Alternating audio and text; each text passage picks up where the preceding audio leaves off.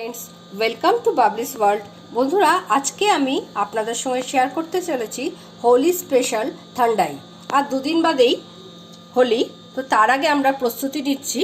আমি এখানে ঠান্ডাই করার জন্য গ্যাসের মধ্যে একটা ফ্রাইং প্যান দিয়ে দিয়েছি। আমি 2 গ্লাস ঠান্ডার জন্য প্রথমে নিয়েছি 2 টেবিল চামচ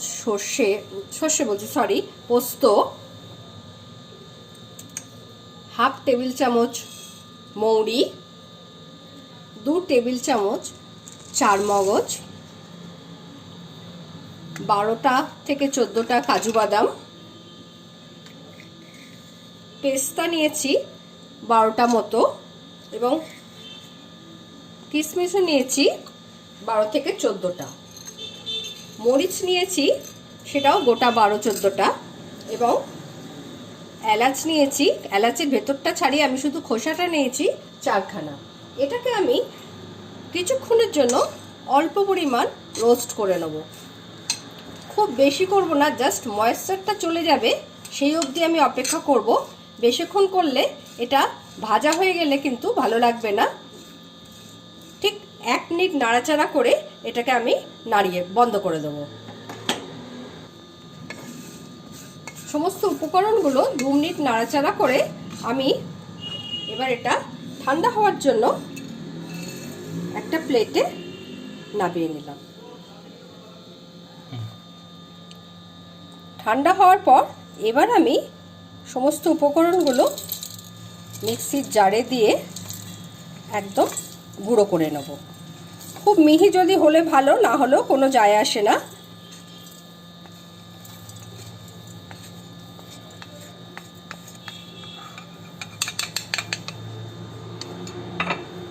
এবার এটা আমি পেস্ট করে নিচ্ছি।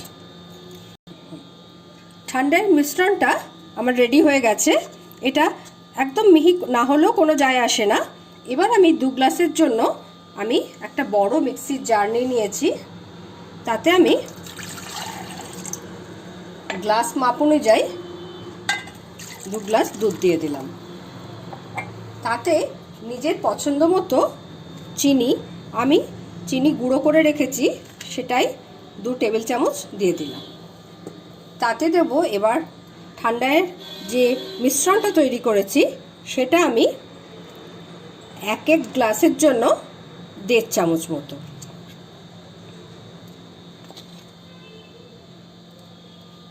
এবং এতে দেবো একটু স্যাফরন, যাতে একটু কালারের জন্য।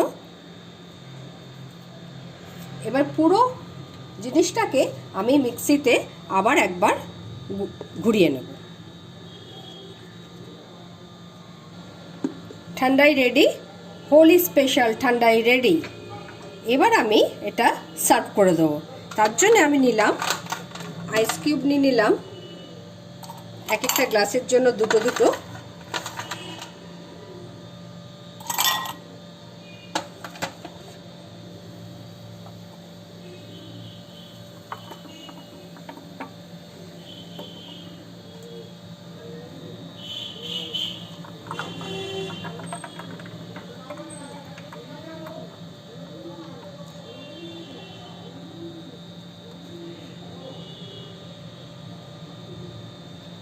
খুব সহজভাবে আমি ঠান্ডাই বানিয়ে ফেললাম।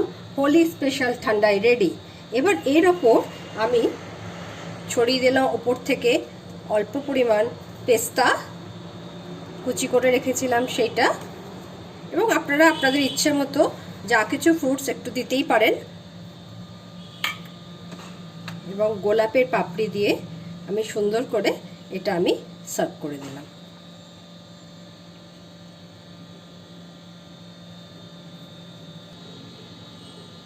হোলি স্পেশাল ঠান্ডাই আমাদের জন্য আমরা রেডি করে ফেললাম। আপনারাও এরকম হোলির দিন এরকম ঠান্ডাই বানিয়ে খাবেন। বাই বাই বন্ধুরা, সকলে ভালো থাকবেন। নেক্সট কোনো রেসিপি নিয়ে আবার আমি এসে আপনাদের সামনে হাজির হব।